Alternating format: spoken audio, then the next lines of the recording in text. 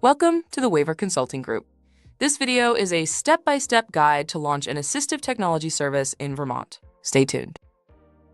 In Vermont, assistive technology is the bridge to independence.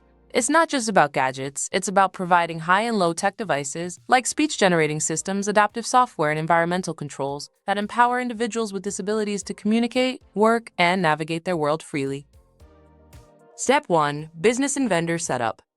Your journey begins by registering your business and securing your Type 2 NPI. Success in AT requires strong partnerships with device manufacturers. You'll need a technical team capable of customization and training, often collaborating with occupational therapists or speech-language pathologists, SLPs, to verify medical necessity. Step 2. State enrollment and contracting. Next, contract with a regional designated agency, DA. Since Vermont operates on a local level, these agencies coordinate AT needs for waiver participants. You must also enroll in the Medicaid PRISM portal and draft a policy manual that outlines device evaluation, installation, and long-term maintenance protocols. Step 3. 13 Operations and individual training.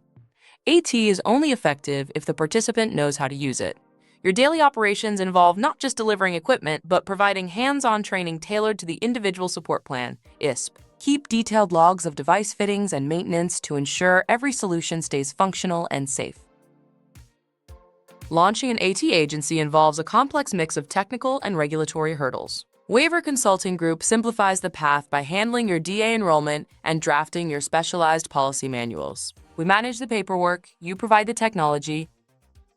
Visit waivergroup.com or call 302-888-9172 to start your journey today.